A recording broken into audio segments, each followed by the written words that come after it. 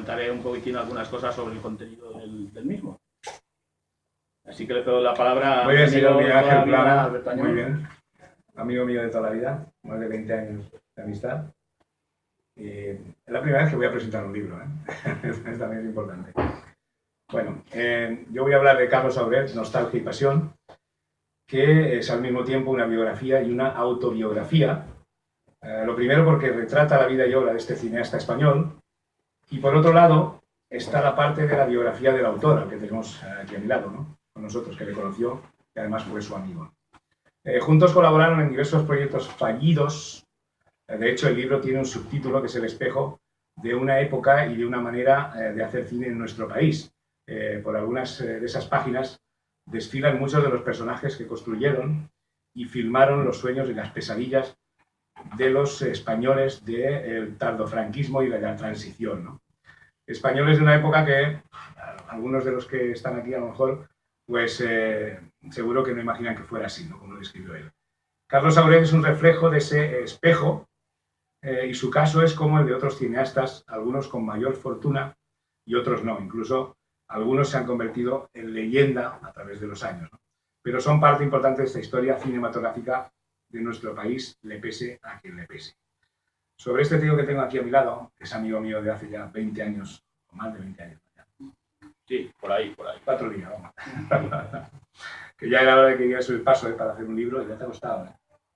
Te ha costado, dando algunos muchos años mi ahí amigo para Jorge, el editor, que me dio la oportunidad de trabajar en otros proyectos en colaboración de varios amigos y compañeros realizando libros sobre otras figuras. El primero con el que empezamos, digamos, esta colección fue de Juan Piquer Simón, otro cineasta valenciano importante, del que vamos a sacar en breve, dentro de unos meses, ¿no, Jorge? Sí, así es. Una edición en color, que la primera que lanzamos era en blanco y negro, por decirlo de alguna manera, y en esta ocasión va a ser una edición más de lujo, con muchos más anexos que hemos ido añadiendo a lo largo de los años, y con el material que nos proporcionará nuestro amigo Luis Esquinas con ese documental fabuloso. Pero Plana, es mi momento, no me quites mi momento. Plana, por favor, es mi momento de la presentación. Estás quitándome mi momento de protagonismo.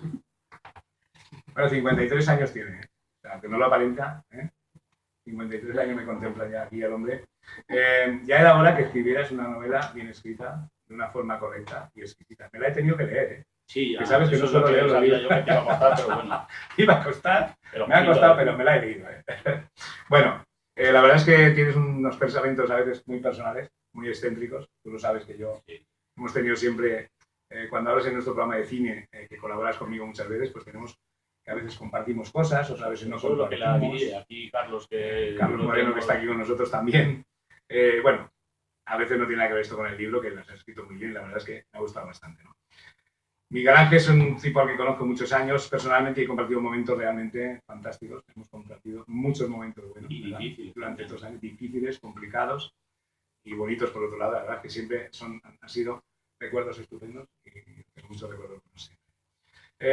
Ha ejercido crítica cinematográfica en diversos medios, tanto audiovisuales como publicaciones diversas, y este es el primer libro en solitario que ya era oficial, ¿no? Bueno, nos plantea un libro con una colaboración de dos amigos en el que se conoce bastante años, Carlos Benítez Serrano y Ángel Gómez Rivero, que han aportado también su sabio granito de arena para redondear este libro. Es un libro que está escrito desde la nostalgia y que, como nos indica ese subtítulo, recreando en muchos momentos un tipo de cine que ya no existe a través de que conociera esto, ¿no? Bueno, un trabajo que se cierra y da inicio con un doloroso recuerdo de Virginia Woolf, que es la mujer que canta. El cierre del libro. La biografía de Carlos Sauré, pues, Carlos nació el 22 de enero del 37 en la localidad murciana de Los Alcázares, mediada la década de los 60, comenzó a trabajar en el cine español como ayudante de dirección hasta en 11 ocasiones. ¿Digo bien? ¿Sí? 11. Entre otras labores que hizo como ayudante de dirección, trabajó con Luis Berlanga, con León Kimowski, con Rafael Moreno Alba, películas muy, muy conocidas que ahora luego comentará también Plana. En La noche de Walpurgis, en el 71, comenzó la colaboración con Paul Nasty, uno de los pilares suyos, amigos, prácticamente durante toda su vida, y se hizo con el género de terror, el terrorífico. Como director empezó con El retorno de Walpurgis en el año 1973, película yo creo que mítica, clásica dentro del cine. Normalmente con las filmografías lo que pasa es que a veces hay bailes, porque como se rodaba prácticamente tan de seguido, porque había una incipiente industria que con el paso del tiempo la señora Miró se cargó, prácticamente se rodaban en el mismo año 2 o 3 películas.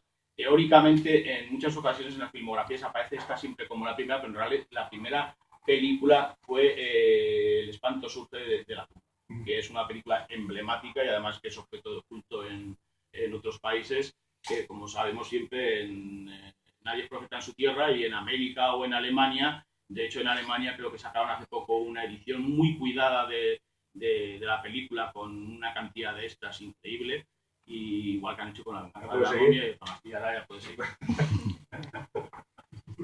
¿Puedo seguir? Puede seguir.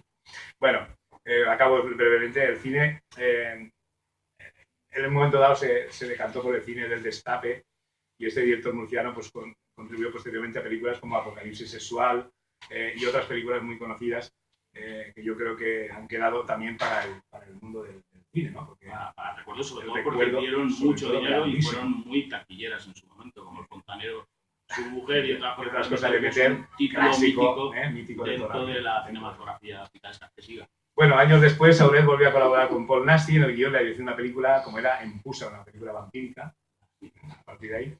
Y luego, pues, tuvo una especie de fama maldita debido a los problemas surgidos durante el rodaje con él. Aurel falleció víctima de un ataque al corazón en Denia, donde residía el domingo 3 de febrero de 2008, a la edad de 71 años. Y quizá, como dice mi amigo Ángel Plana en este libro, es el relato de alguien que jamás tuvo una oportunidad decente para hacer una buena película. Era un hombre muy disciplinado, con mucho más talento del que la gente se puede imaginar, y un cineasta que tuvo que recurrir a los alvides más básicos para conseguir vivir de lo que más le gustaba y lo que más amaba, que era el cine. En definitiva, un creador que murió sin saber cuánto talento tenía, porque nunca, pensamos, nunca lo pudo poner a prueba.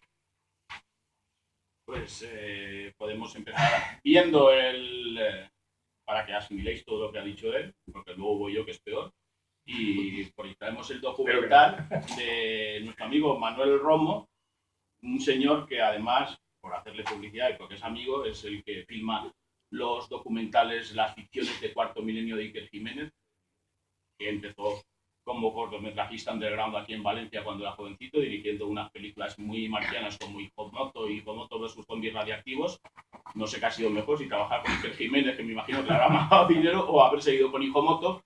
Pero en la época en la que él estuvo trabajando en Canal Plus, porque Carlos Sauret tuvo una época cuando él se desencantó del cine, que entró a trabajar en la televisión privada, y igual que nos dio a conocer, de alguna manera nos educó eróticamente con el cine que hacía en los años 80, cuando empezó a trabajar en esta entidad privada, él era el responsable de las noches golfas, que casi todos veíamos con las rayitas porque no habíamos pagado la cuota para poder ver Canal Plus, pues él es el que trabajaba allí, el que buscaba las películas, las montaba, las remontaba, hacía los contactos y demás. Digo que había gente que decía que lo veía bien. Sí, había gente, claro, no habían visto un trozo, un cacho de carne en su vida cuando veían la rayita aquí. Veo un pezón, es que lo veo la película, realmente la veo. Qué imaginación, la imaginación al poder. Pues eso fue también gracias a Carlos Sauret, ¿no?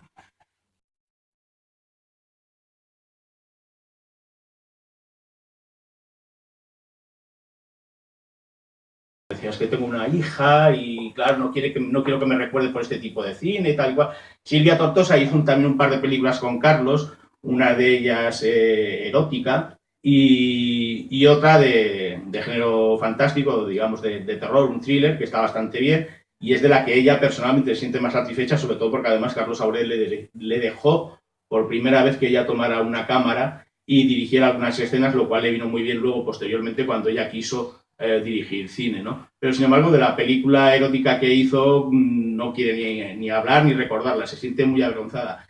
Quizá ese concepto de avergonzamiento o de vergüenza es con el que nos tenemos que quedar, porque precisamente el protagonista de este libro, Carlos Sauret, esa etapa que a él le tocó vivir, que no fue, digamos, la etapa de pleno apogeo del cine erótico, porque ya estaba en los coletazos a principios de los 80, ¿no? Cuando ya prácticamente se iba a reciclar en el cine X, no le gustaba que le hicieran nunca bromas al respecto sobre ese tipo de cine. De hecho, hablando con Antonio Mayans, otro actor muy habitual de las producciones de Jesús Franco, que trabajó con Carlos Sauré el poco tiempo que Carlos Sauré estuvo vivo durante el rodaje de la última película, en Pusa, contaba que durante el rodaje pues, le gastaban muchas putadas, entre comillas, hablando de aquellas películas y eso a él le molestaba bastante. De hecho, hay gente que ha leído el libro y ha dicho, es que del cine erótico cuenta pocas anécdotas y tal y cual. Es que él no quería mucho hablar de aquellos rodajes porque realmente, como muchos de los cineastas de profesión de aquellos años, era el cine que había que hacer y era el cine que él se había visto impedido a hacer por necesidades económicas, como todo el mundo cuando trabaja, y eran unas películas que eran muy fáciles de rodar porque se rodaban a lo mejor en los mismos escenarios, estaban 2 o 3 equipos rodando distintas películas del mismo pelaje y solamente lo que cambiaban era la localización de las habitaciones, cambiaban un poquitín el decorado los actores y se iban de una habitación a otra y iban rodando y las facturaban muy rápidamente y luego daban mucho beneficio en taquilla y mucho dinero. Ese tipo de cine también fue lo que le hizo que se distanciara un poco de su amigo Polnarsky, con el que quizá dio sus mejores frutos dentro del cine de terror. Yo estaba acordándome de una anécdota. Estas cosas como son, te empiezas a planificar un poquitín cómo quieres empezar, pero luego ya te vas surgiendo ideas. Pero yo me acuerdo que celebramos un festival, un incipiente festival de cine fantástico español aquí en Valencia, cuando llevaba con mi amigo Antonio Busquets la programación del cine Serea. Y evidentemente hicimos un homenaje a estas figuras y vinieron como invitados a recoger premios Carlos Sauré, Paul Naschy y Jack Taylor, ¿no? Desgraciadamente solamente nos queda Jack de estas 3 figuras porque los otros ya han fallecido ya. Y hicimos una exposición de nuestras colecciones particulares de fanzines, de carteles de películas, de afiches y cosas de estas, y teníamos una especie de vicinita, un armarito con una serie de publicaciones de la época donde se habían hecho entrevistas y hablado sobre este tipo de cine. Y había una en concreto, que ahora no recuerdo el nombre de qué publicación era, donde Paul Naschy se había despachado a gusto contra su amigo Carlos, despotricando del tipo de cine que él hacía en esa época, ¿no? Del cine erótico. Y cuando entró en la sala y vio aquello, como digamos que gracias a ese festival y a ese proyecto que yo tenía en común con Carlos de hacer una película, esa película que en el documental dicen que quería haber él vuelto a revitalizarse como realizador, dijo, oye, por favor, quitar esto de aquí porque no quiero que lo vea Carlos, porque yo ahí en una entrevista que me hicieron hablaba mal de él y tal y cual. O sea, que había un cierto complejo de vergüenza y de culpa frente a un tipo de trabajo que, por decirlo de alguna manera, les había tocado hacer. Quizá el problema de muchos realizadores como Carlos es que así como otros habían enmascarado a lo mejor el erotismo dentro de un argumento con a lo mejor ciertas coartadas culturales y demás historias, ellos lo habían hecho con la dureza y la picaresca que nos caracteriza a los españoles, sin más contemplaciones ni demás historias, ¿no? Y quizá eso le persiguió siempre un poquitín, ¿no? Esa trayectoria.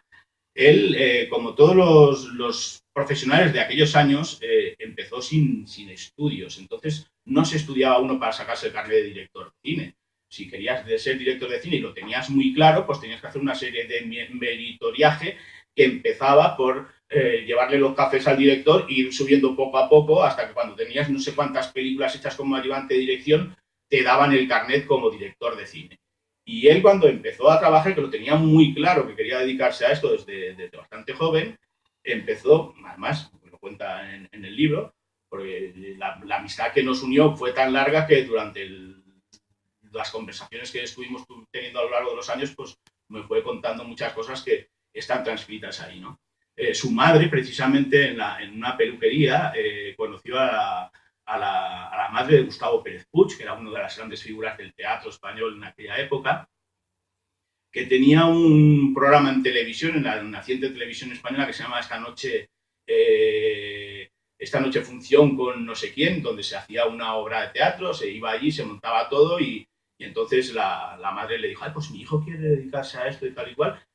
Y de alguna manera se enchufó y empezó a trabajar con Pérez Puig en este tipo de trabajo hasta que consiguió acceder al puesto de auxiliar de dirección después de haber trabajado con algunos directores en el tipo de cine que en aquellos años hacía policíaco, folclórico, religioso, etcétera, como a casi ayudante de dirección fijo de León Klimovsky, con el que ya falleció, pero con León Klimovsky también hablé hace muchísimos años, y él me contaba que de toda la gente que él en aquella época había conocido, la persona que creía que más sensibilidad y más talento tenía para hacer cine fantástico era Carlos Saura.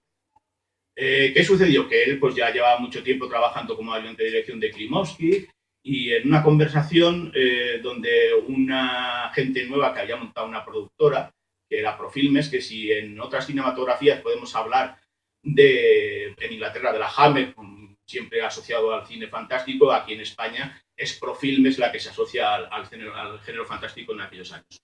Uno de esos productores era Ricardo Muñoz Suay, uno de los grandes de aquí de nuestra ciudad, cuyo nombre se edificó, bueno, se construyó lo que es la Filmoteca y demás historias, y Pérez Giner.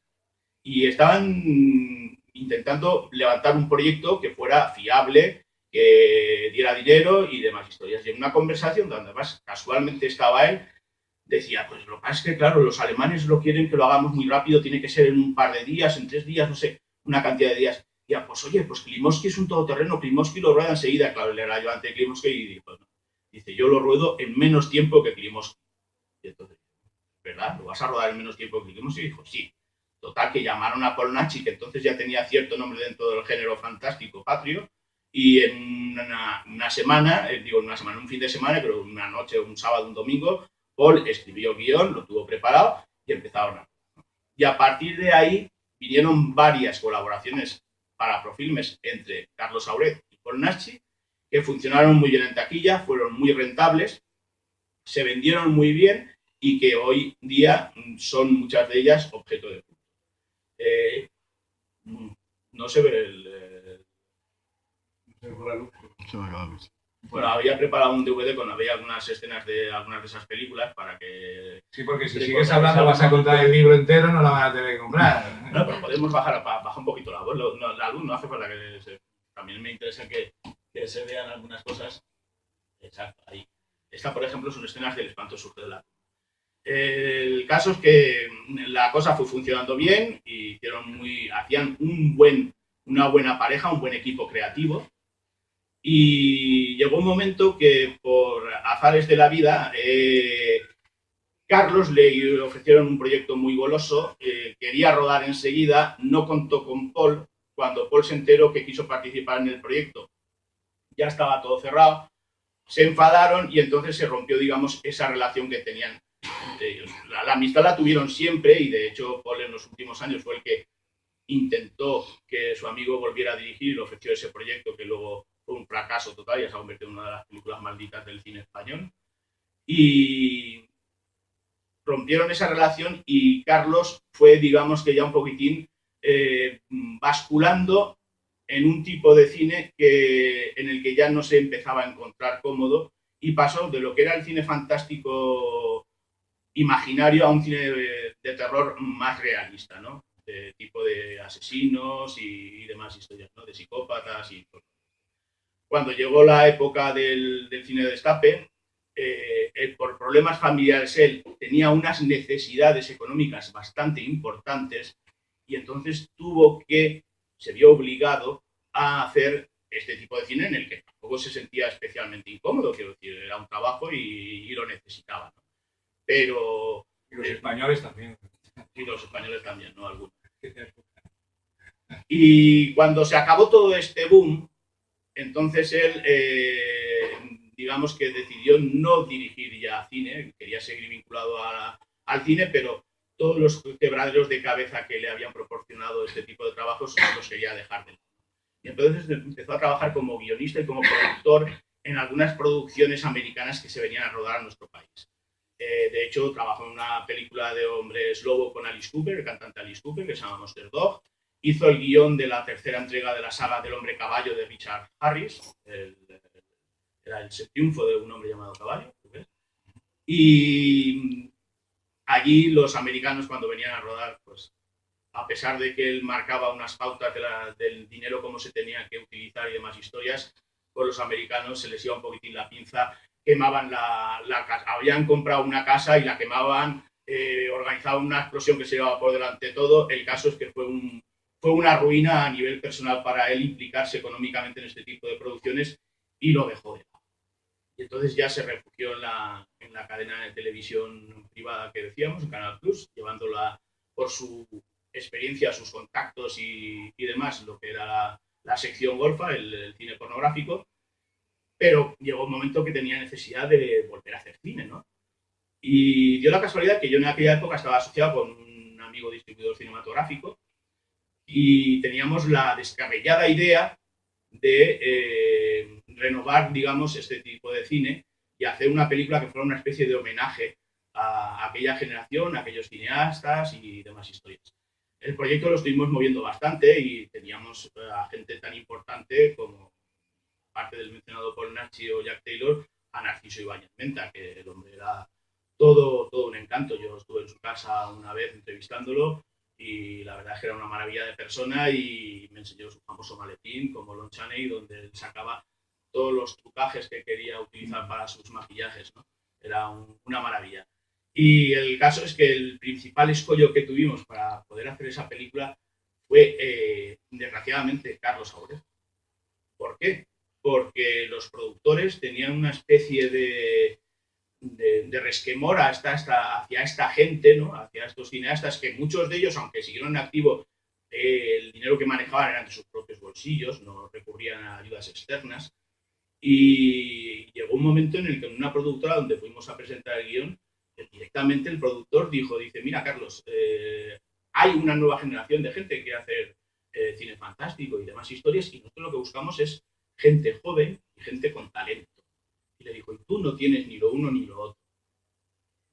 Aquello ya lo hundió por completo, pero a pesar de eso, no conseguimos levantar ese proyecto, pero intentamos trabajar en algunas cosas más. Él, de hecho, conocía a gente con posibilidades económicas y enseguida, estuviera donde estuviera, me llamaba, Miguel Ángel, he conocido a unos judíos que están interesados en hacer una película sobre el golem. Y Miguel Ángel se ponía a ello y se ponía a trabajar en un guión, una sinopsis sobre una película para el golem. A los 2 meses, oye, que los judíos han caído, que no les interesa. Pero resulta que ha conocido a un argentino que quiere hacer una película sobre una figura legendaria parecida al hombre lobo, que es una especie de hombre animal de allí, de Guatemala, no sé dónde, tal y cual.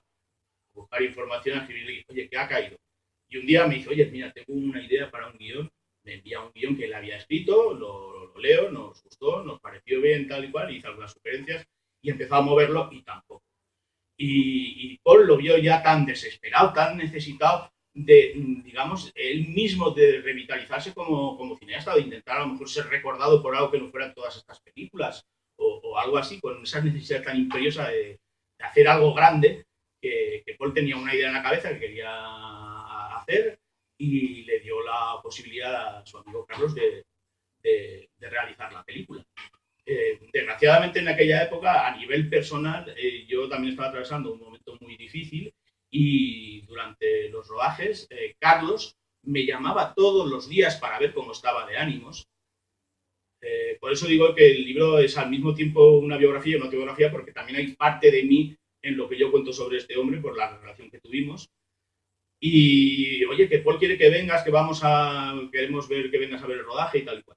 Total, que un fin de semana decidí irme, pero al final el coche pues me dejó tirado y no llegué. Y al poco tiempo pues me enteré que le había pasado lo que le había pasado. Según me contaba Antonio Mayans, parece ser que él ya, por lo que sucedía en el rodaje, él debía de tener ya alguna lesión cerebral, porque el comportamiento que tuvo durante el rodaje de la película, Antonio me decía, dice, no es que no supiera rodar, es que parecía que se le había olvidado el oficio. No sabía dónde colocar la cámara, y hacía unas cosas muy descabelladas. El caso es que hubo un muy mal ambiente durante el rodaje y lo despidieron. Y al poco tiempo de estar en casa, murió. Hay una implicación también muy personal en mi relación con él, y es que, aunque mi padre esté aquí presente, Carlos tenía un problema familiar gordo, porque su hijo, que es un músico bastante conocido, de hecho él ha escrito las letras de muchas de las canciones de Alaska y de las Nancy's Rubias y tal, y tenía un grupo en los 80 muy importante, se llamaba Los Vegetales. Llegó a cambiarse incluso el orden de los apellidos para no tener ningún tipo de relación o vinculación con su padre. Y según me contaba Virginia, que desgraciadamente Carlos se murió sin haber podido conseguir los dos únicos objetivos que él tenía en su vida, que era la reconciliación con su hijo y haber dirigido esa película que quería dirigir. Entonces yo digo, como él estaba también muy dolido por esa relación que le faltaba con su hijo, cuando conocía a gente que estaba más cercana a la edad de su hijo que la de él, evidentemente, tenía esa necesidad casi paternofiliar de establecer lazos con la gente. De hecho, cuando mi amigo Castellote y yo, con el que quisimos levantar aquel proyecto de Noticias de Carlos Ares, fue a través de un amigo común que había rodado un cortometraje y se había encontrado con Carlos Aure de los estudios de Canal Plus, que se lo habían presentado, y él le ayudó a montar el cortometraje.